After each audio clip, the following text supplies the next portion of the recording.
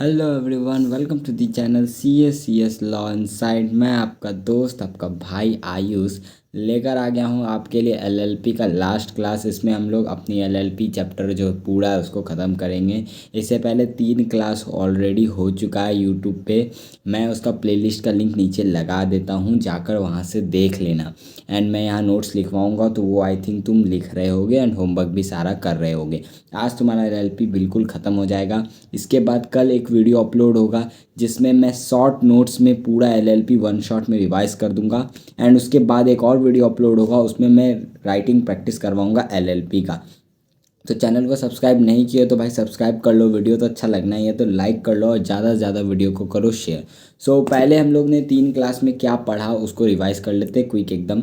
उसके बाद हम लोग अपने आगे कहानी को कंटिन्यू करेंगे। सबसे पहले हमने पढ़ा कि एलएलपी आया क्यों। एलएलपी आने का मेन मोटिव था, सरकार एक नया तरीका चाहता था, ऑल्टरनेटिव तरीका चाहता था कंपनी और पार्टनरशिप के अलावा बिजनेस करने के लिए। तो सरकार ने पार्टनरशिप के कुछ फीचर्स उठाए, कंपनी के फीचर्स उठाए। क्या क्या फीचर्स उठाएं? जैसे कंपनी के फीचर्स उठाएं separate legal existence, perpetual succession, उसके अलावा फिर आर्टिफिशियल लीगल पर्सन। ये सारे फीचर्स कंपनी से उठाए। अच्छे अच्छे फीचर्स पार्टनरशिप से उठाए, जैसे कि एग्रीमेंट, फ्लेक्सिबिलिटी ऑफ ऑपरेशन, और उनको मिलाकर एलएलपी बनाया।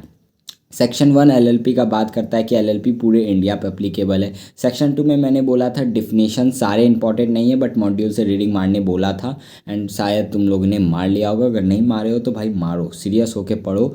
एंड उसमें कुछ इंपॉर्टेंट डिफिनेशंस था, वो मैं बता देता हूँ। सबसे पहले एक बॉडी कॉर्पोरेट था। कोई भी एलएलपी इंडिया के बाहर इनकॉर्पोरेट हुआ, इंडिया के बाहर इनकॉर्पोरेट हुआ, कोई भी कंपनी इंडिया के बाहर इनकॉर्पोरेट हुआ, इंडिया के अंदर इनकॉर्पोरेट हुआ, वो सब कोई बॉडी कॉर्पोरेट माना जाएगा। बस जो कोऑपरेटिव सोसाइटी होते हैं उनको बॉडी कॉर्पोरेट माना नहीं जाता है, ठीक है। उसके अलावा एक और डिफिनेशन था फॉरेन एलएलपी का। एक एलएलपी जो इंडिया के बाहर रजिस्टर हुआ है और इंडिया में किसी भी तरीके से बिजनेस कर रहा है उसको फॉरेन एलएलपी बोलते हैं। फिर फाइनेंशियल ईयर था। फाइनेंशियल ईयर पीरियड होता है 1 अप्रैल से स्टार्ट होकर 31 मार्च नेक्स्ट ईयर तक चलता है। लेकिन एलएलपी के केस में कोई एलएलपी अगर 38 सितंबर के बाद इनकॉर्पोरेट हो रहा है तो उसको उसका पीरियड ख़त्म तो होगा 31 मार्च को, बट वो नेक्स्ट फॉलोइंग ईयर उसको थोड़ा एक्स्ट्रा टाइम मिलता है। उसके अलावा सबसे इम्पॉर्टेंट डिफिनेशन था एक स्मॉल एलएलपी। एक एलएलपी स्मॉल एलएलपी तब कहलाएगा जब उसमें पार्टनर्स का कंट्रीब्यूशन 25 लाख से कम एंड है यहाँ पर, ठीक है, और टर्नओवर पिछले साल 40 लाख से कम है, तो वैसे एलएलपी को हम लोग स्मॉल एलएलपी बोल देंगे। फिर सेक्शन 3 बात करता है कि एलएलपी एक बॉडी कॉर्पोरेट है। सेक्शन 4 बोलता है कि इंडियन पार्टनरशिप एक्ट 1932 का कोई भी प्रोविज़न एलएलपी पे नहीं लगेगा। ये हमने क्लास 1 में किया था। फिर क्लास 2 में हमने 3 और सेक्शन निपटाए थे, जिसमें सबसे पहला सेक्शन था सेक्शन 5। सेक्शन 5 बात करता है कि कौन कौन पार्टनर बन सकता है एलएलपी में। तो कोई भी इंडिविजुअल, कोई भी बॉडी कॉर्पोरेट पार्टनर बन सकता था एलएलपी में, बस 3 लोग को छोड़ के। कौन कौन? जो अनसाउंड माइंड के हैं, जो पागल इंसान है, वो कोई इंसॉल्वेंट इंसान है, या फिर किसी ने इंसॉल्वेंसी के लिए अप्लाई किया और उसका अभी इंसॉल्वेंसी का एप्लीकेशन पेंडिंग है, ठीक है। उसका सेक्शन 6 बात करता है कि कितने मिनिमम नंबर्स ऑफ पार्टनर होने चाहिए। तो 2 मिनिमम नंबर ऑफ पार्टनर होना चाहिए। अब वो 2 का लिमिट में अगर कभी भी कमेगा, यानी 2 पार्टनर होने चाहिए एक एलएलपी में, अगर 2 से कभी भी कम है तो जो एक बचा हुआ पार्टनर है उसको 6 महीने का टाइम मिलेगा नया पार्टनर लाने का। उस 6 महीने में उसको नया पार्टनर इंट्रोड्यूस करना होगा। अगर वो नहीं करता है तो उस 6 महीने के बाद कोई भी लायबिलिटी डेब्ट इंकर्ड होगा उसके लिए वो पर्सनली लायबल होगा। फिर सेक्शन बात करता है डेजिग्नेटेड पार्टनर के बारे में। एक एलएलपी में कम से कम 2 डेजिग्नेटेड पार्टनर होने चाहिए एंड दोनों इंडिविजुअल होना चाहिए, यानी जिंदा इंसान होना चाहिए, और उसमें से एक रेसिडेंट ऑफ इंडिया होना चाहिए। अब रेसिडेंट ऑफ इंडिया का मतलब है इंडिया में ड्यूरिंग द फाइनेंशियल ईयर 120 दिन या उससे ज़्यादा रह रहा है इस एक्ट के हिसाब से, ठीक है। उसके अलावा मान लो अगर कोई एलएलपी 2 बॉडी कॉर्पोरेट मिलकर फॉर्म कर रहा है तो उस सिचुएशन में बॉडी कॉर्पोरेट या तो 2 नया इंडिविजुअल पार्टनर्स अपॉइंट करेगा और उनको ही डेजिग्नेटेड पार्टनर बना देगा। नहीं तो फिर वो क्या कर सकते हैं, जो उनके नॉमिनी हैं वही डेजिग्नेटेड पार्टनर बन सकते हैं। ये हमने क्लास 2 में किया था। क्लास 3 में हमने फिर उसके आगे पढ़ा था सेक्शन 11, 12, 13, 14। सेक्शन 11 में हमने बोला कि इनकॉर्पोरेशन कैसे होगा एलएलपी।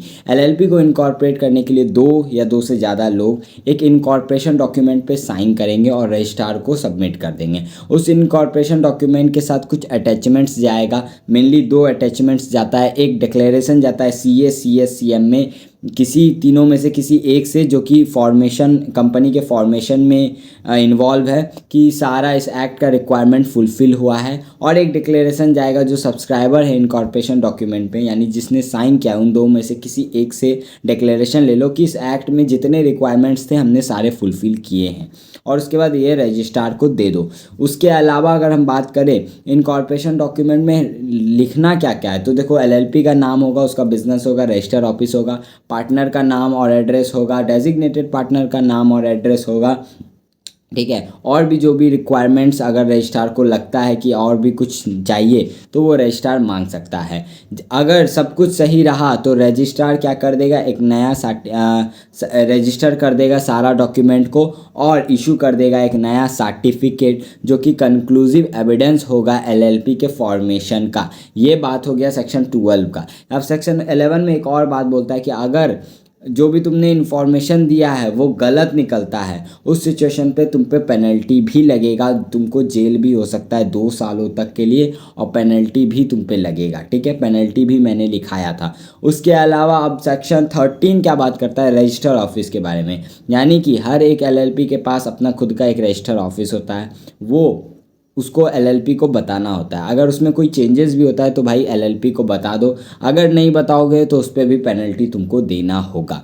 सेक्शन 14 बात करता है इफेक्ट ऑफ रजिस्ट्रेशन, यानी रजिस्ट्रेशन हो गया एलएलपी का तो उससे एलएलपी में क्या क्या इफेक्ट आएगा। तो जैसे ही रजिस्ट्रेशन हो जाएगा एलएलपी अपने नाम पर केस कर सकता है, खुद के नाम पे केस खा सकता है, अपने नाम पे सारा एसेट्स वगैरह एक्वायर कर सकता है, होल्ड कर सकता है, ठीक है। उसके अलावा वो क्या बोलते हैं, उसके पास कॉमन सील भी आ जाता है, बट अब कॉमन सील रखना मैंडेटरी नहीं है, अब 2 डेजिग्नेटेड पार्टनर मिलकर ही कॉमन सील वाला काम कर सकते हैं। और चौथा जो सबसे इम्पॉर्टेंट था कि उसको दूसरे एक्ट के प्रोविजंस भी मानने होंगे जो कि एक बॉडी कॉर्पोरेट पे लग रहा है, अगर नहीं मानेगा तो उस पर भी पेनल्टी लगेगा।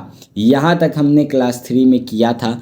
अब हम अपना 3 सेक्शन बस बचे हैं, सेक्शन 15, 16 एंड 17। वो 3 जैसे ख़त्म होंगे तुम्हारा एलएलपी हो जाएगा बिल्कुल ख़त्म, ठीक है। तो सेक्शन 15 हम लोग स्टार्ट करते हैं। सबसे पहले सेक्शन 15 ये किसके बारे में बात करता है, ये नेम के बारे में बात करता है। नेम बोले तो एलएलपी का नाम, भाई एलएलपी का नाम कैसा होगा ये भी सेक्शन बता रहा है। अब तुम ही सोचो कि भाई ये सेक्शन क्यों बता रहा है कि एलएलपी का नाम कैसा होगा। मैं कुछ भी नाम रखूं, अब कोई बच्चा पैदा होता है तो भाई उसके पेरेंट्स उसका जो भी नाम उनको सही लगता है वो रखते हैं। क्या यहाँ पर कोई आकर बोलता है कि नहीं तुम ये नाम मत रखो, वो नाम मत रखो। उसी तरह एलएलपी भी भाई कुछ भी नाम रखे क्या ही फ़र्क पड़ता है, लेकिन सरकार बोलता है कि नहीं, कुछ भी नाम रखेगा तो इससे बहुत फ़र्क पड़ता है। तो तुम लोग पूछोगे कैसे फ़र्क पड़ता है। देखो, मान लो अगर मैंने एक एलएलपी खोला एंड उसका नाम रख दिया गवर्नमेंट ऑफ इंडिया एलएलपी, उसका नाम रखा मैंने गवर्नमेंट ऑफ इंडिया एलएलपी, तो तुम कोई अगर सामने वाला देखेगा तो और मेरा एलएलपी का नाम पढ़ेगा government of India of LLP, तो भाई सामने वाला को ये पढ़ के नहीं लगेगा कि ये गवर्नमेंट का एलएलपी है, तो भाई उस पर वो लोग रिलाय कर जाएंगे, यानी मेरे से ट्रांजैक्शन वगैरह फ्री करेंगे ये सोच के कि भाई गवर्नमेंट का कंपनी है, भाग तो सकता नहीं है।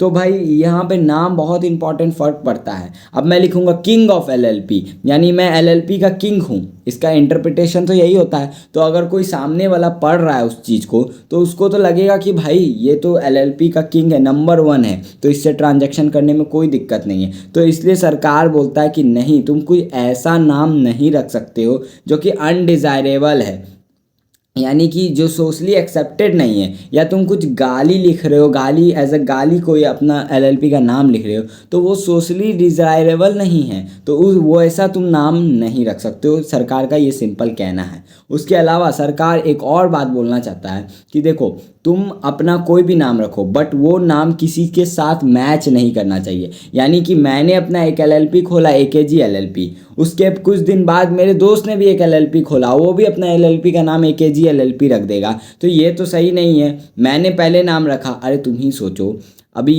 यूट्यूब पे ही बहुत सारे इंस्टीट्यूट पढ़ाते हैं, क्या एक इंस्टीट्यूट दूसरे इंस्टीट्यूट का नाम कॉपी कर सकता है? नहीं कर सकता है। अगर दोनों का सेम नेम होगा तो भाई स्टूडेंट को कितना कन्फ्यूज़न होगा, ये वाला किसके पास है, ये वाला इंस्टीट्यूट कौन सा है, ये वाला इंस्टीट्यूट कौन सा है, तुम ही सोचो। तो बस वही वाला बात है कि एलएलपी का नाम होना चाहिए, जैसा रखना है तुम लोग रखो, बस दो चीज़ नहीं होना चाहिए। क्या? पहला, अनडिज़ायरेबल नहीं होना चाहिए, यानी उल्टा सीधा नाम तुम नहीं रख सकते, और दूसरा आइडेंटिकल नहीं होना चाहिए, यानी दूसरे से मिलता जुलता नहीं होना चाहिए। ठीक है, तो इसमें दो पॉइंट है। पहला पॉइंट है, every L L P shall use the word LLP और limited liability partnership at last as last name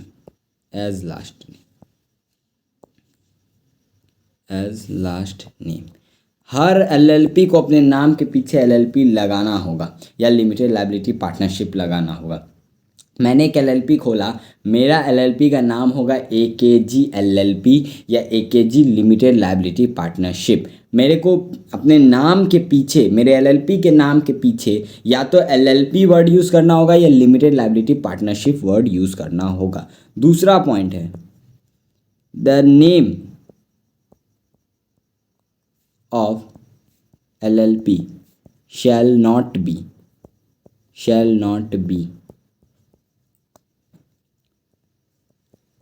undesirable, नाम अनडिज़ायरेबल नहीं होना चाहिए, और आइडेंटिकल और to resemble, to nearly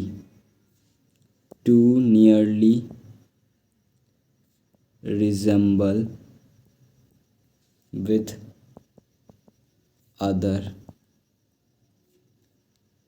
company और एलएलपी। अब याद रखना, यहाँ आइडेंटिकल दूसरे कंपनी या एलएलपी के रिस्पेक्ट में है। यानी अगर एक कोऑपरेटिव सोसाइटी है, उसका नाम है एकेजी कोऑपरेटिव सोसाइटी, क्या मैं एकेजी एलएलपी खोल सकता हूँ? तो आंसर इज यस, मैं खोल सकता हूँ, क्योंकि मैं सिर्फ देखूंगा कि दूसरा कंपनी तो नहीं है, दूसरा एलएलपी तो नहीं है। कोऑपरेटिव सोसाइटी को मैं भाई इग्नोर मार दूंगा, उसका नाम मेरे नाम के सिमिलर भी होगा, कोई फ़र्क नहीं पड़ता, मैं आराम से खोल सकता हूँ। ठीक है, एक चीज़ और यहाँ पर पॉइंट है, वो आगे मैं सेक्शन 17 में समझाऊंगा। चलो ठीक है, यहाँ तक सेक्शन 15 हो जाता है। सेक्शन 16 बात करता है रिजर्वेशन ऑफ नेम। एक एलएलपी अपना नाम रिजर्व करवा सकता है। अब तुम ही सोचो भाई, एक एलएलपी अपना नाम रिजर्व क्यों करवाएगा? सपोज करो मैं एक नया एलएलपी खोलने जा रहा हूँ, तो भाई खोलने से पहले मेरे को इतना रिक्वायरमेंट्स, डॉक्यूमेंट वगैरह, डिक्लेरेशन वगैरह ये सब फुलफिल करना पड़ेगा। तो हो सकता है कि मैंने अपना एलएलपी का नाम सोचा है कि मैं एकेजी एलएलपी रखूँगा, और मैं ये नाम सोचकर मैंने सारे डॉक्यूमेंट्स वगैरह प्रिपेयर करवा रहा हूँ, डिक्लेरेशन प्रिपेयर करवा रहा हूँ, तब तक कोई दूसरा आया और वो नाम एकेजी एलएलपी रख लिया, तो क्या फिर मैं रख सकता हूँ? नहीं रख सकता हूँ, क्योंकि ऑलरेडी नाम रखा गया है। तो मैं तो फिर रखूँगा तो आइडेंटिकल हो जाएगा नेम, तो मैं तो ये कर ही नहीं सकता। तो इसलिए बोला जाता है कि जो तुम्हें नाम रखना है वो पहले ही जाके तुम अप्लीकेशन दे दो और रजिस्ट्रार के पास जाकर रिज़र्व करवा लो नेम। यानी रिज़र्वेशन करवाने का मतलब तुम्हारा नाम रिज़र्व हो जाएगा, वो नाम कोई नहीं ले सकता है। फिर जब तुम अपना सारा डॉक्यूमेंट वर्क कंप्लीट कर लो तो फिर वही नाम रख लेना। तो बस वही बोलता है।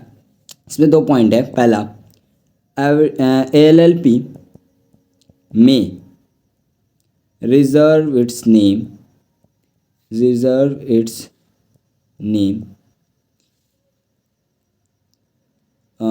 with an application to the registrar registrar with intended fees. LLP अपना नाम रिजर्व करवा सकता है एक एप्लीकेशन देके, with an application to the registrar, कुछ फ़ी वगैरह देकर, ठीक है। और इसके अलावा सेकेंड पॉइंट, एप्लीकेशन में बी मेड बाय। एप्लीकेशन कौन देगा? पहला LLP intended to start the business. एक ऐसा एलएलपी जो अभी अभी फॉर्म हो रहा है, अभी इंटेंडेड, अभी तैयार कर रहा है अपने आप को बिजनेस, यानी नया न्यूली फॉर्म एलएलपी जो कि अपना बिजनेस स्टार्ट करना चाहता है। दूसरा an existing LLP, an existing LLP in order to change its name. एक एग्जिटिंग एलएलपी भी ये काम कर सकता है अगर नाम उसको बदलना है तो। इसका third point, on satisfying the registrar shall reserve the name for a period of 3 month. 3 महीने के लिए नाम रिजर्व कर देगा, यानी तुम्हारे पास 3 महीने का टाइम है। 3 महीने में अपना सारा पेपर वर्क कंप्लीट करो और उसके बाद तुम लोग अपना नाम ये रख लो 3 महीने तक। ये नाम कोई अगर लेने भी आएगा तो उसको बोला जाएगा तू नहीं ले सकता क्योंकि नाम ऑलरेडी रिजर्व है। अब हमारा आ गया लास्ट सेक्शन, सेक्शन 17। ये बहुत ही इम्पॉर्टेंट सेक्शन है और इससे क्वेश्चन आने के चांसेस बहुत ज़्यादा है। सेक्शन 17 क्या बात करता है? देखो सेक्शन 17 एक सिंपल बात बोलता है कि मान लो कोई एलएलपी फॉर्म हो गया और फॉर्मेशन के टाइम पे उसने जो नाम रखा वो आइडेंटिकल निकल आया, यानी कि किसी दूसरे कंपनी या एलएलपी के जैसा है नाम। तो उस सिचुएशन में सेंट्रल गवर्नमेंट क्या करेगा? एलएलपी को बोलेगा कि भाई देख, नाम तेरा आइडेंटिकल है, वो पहले रजिस्टर हो गया था तो तेरे को अपना नाम बदलना होगा, ठीक है। और 3 महीने के अंदर अंदर नाम बदल ले तू। अगर एलएलपी 3 महीने के अंदर अंदर नाम बदल लेता है तो बहुत बढ़िया। जैसे ही नाम बदलेगा 15 दिन के अंदर, 3 महीने में नाम बदलेगा, फिर 15 दिन के अंदर अंदर, नाम बदलने के 15 दिन के अंदर अंदर उसको बताना होगा रजिस्ट्रार को कि भैया देख हमने अपना नाम बदल लिया है। और रजिस्ट्रार 30 दिन में उसको एक नया सर्टिफिकेट दे देगा, सर्टिफिकेट नया इशू हो जाएगा, सब कुछ परफेक्ट रहेगा। लेकिन अगर 3 महीने में एलएलपी ने अगर नहीं बदला अपना नाम, उस सिचुएशन में एलएलपी का नाम खुद सरकार ही बदल देगा 3 महीने के बाद, और जो सरकार को सही लगेगा सरकार वो नाम रख देगा और रजिस्ट्रार को ये बात बता देगा। यही बात सेक्शन 17 बोलता है। इसमें एक और पॉइंट है, मान लो ट्रेडमार्क अगर कॉपी हुआ है, यानी ट्रेडमार्क मतलब सिंबल, जैसे कि किसी एक कंपनी का कोई सिंबल है एंड दूसरा एलएलपी फॉर्म हुआ, उसका भी सिंबल सेम है, ठीक है, या उसको हम लोग ट्रेडमार्क बोलते हैं। ट्रेडमार्क रजिस्टर होता है ट्रेडमार्क एक्ट 1999 में। तो मान लो अगर ट्रेडमार्क कॉपी हुआ है तो उसमें भी सेम केस होता है, सरकार बोलेगा अपना ट्रेडमार्क बदल लो। अगर नहीं बदलेगा तो सरकार ज़बरदस्ती बदलवाएगा। लेकिन ट्रेडमार्क पे केस करने का टाइम जो है बस 3 ईयर है, यानी कि 3 साल तक ही किसी एक कंपनी अब दूसरे कंपनी पे केस कर सकता है ट्रेडमार्क को लेकर। सपोज करो मैं एग्जांपल से समझा देता हूँ ये वाला। देखो मान लो ये मेरा कंपनी है एकेजी लिमिटेड, एकेजी एलएलपी, ठीक है, एकेजी एलएलपी, और ये दूसरा कंपनी है FYK LLP। इसका सिंबल था ऐसा, ठीक है, ऐसा सिंबल था, हाँ ऐसा सिंबल था, ठीक। मैंने ये सिंबल कॉपी कर लिया। तो जैसे ही मैंने कॉपी किया, ये जो FYK LLP है, ये LLP के पास बस 3 ईयर है मेरे ऊपर केस करके मेरा ये साइन हटवाने का। 3 साल के बाद एलएलपी मेरे पर के एफ वाई के एलएलपी मेरे पे केस नहीं कर सकता है। यानी बस 3 साल तक ही मेरा ये साइन हट सकता है, उसके बाद मैं ये साइन यूज़ करूँगा, मेरे को कोई नहीं रोक सकता। चाहे मेरा साइन आइडेंटिकल ही क्यों ना हो, बट कोई नहीं रोक सकता। 3 साल तक ही वो मेरा ट्रेडमार्क केस करके हटवा सकता है। ट्रेडमार्क के केस में ये होता है। बट अगर मैंने नेम कॉपी किया होता, FYKLLP नेम रखा होता, तो भाई इसका कोई पीरियड नहीं है। यानी ज़िंदगी में कभी भी, लाइफ टाइम में कभी भी ये LLP केस करके नाम हटवा सकता है, ये बोल के कि इसका नाम आइडेंटिकल है। यहाँ तक आई थिंक तुम लोग को क्लियर हो गया हो। अब बस सेक्शन 17 लिख लेते हैं एंड हमारा लास्ट सेक्शन है। इसके बाद हमारा LLP एक्ट ख़त्म हो जाएगा। 6 मार्क्स तुम्हारा हो जाएगा डन। डन डनाडन डन। चलो, वेर अ पर्सन अप्रोचेस, ओ भाई साहब, where a person approaches to ministry with an application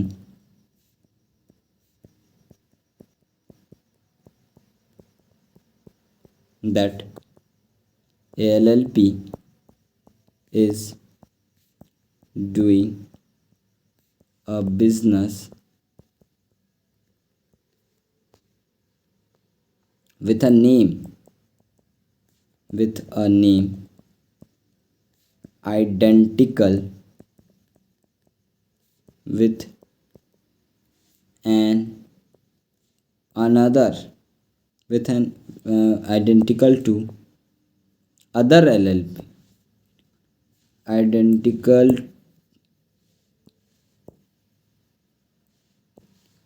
to other exiting LLP, central government मैं शॉर्ट में लिख रहा हूँ, तुम्हें शॉर्ट में नहीं लिखना। में order to change its name within a period of 3 months and LLP has to compile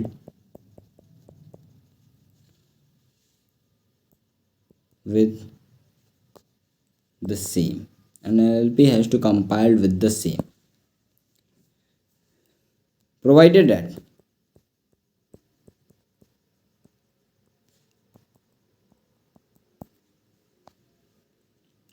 in case trademark is copied,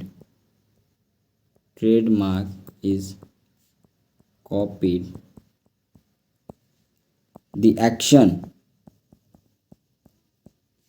shall be taken within 3 years.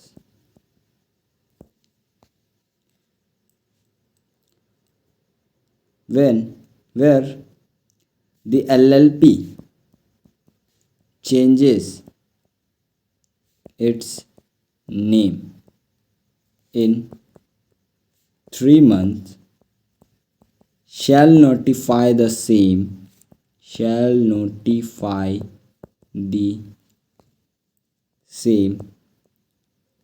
to the registrar, and within 15 days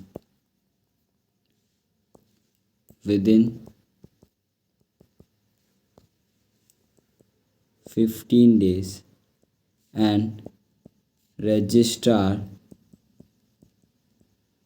shall issue a new certificate within 30 days। यहाँ तक clear है। अब अगर नहीं compile करता है, however where LLP not change, LP does not compile with the same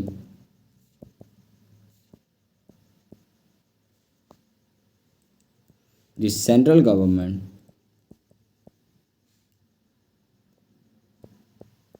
shall allot a new name to such LLP and notify the same to the registrar. इसी के साथ तुम्हारा LLP एक्ट ख़त्म हो गया।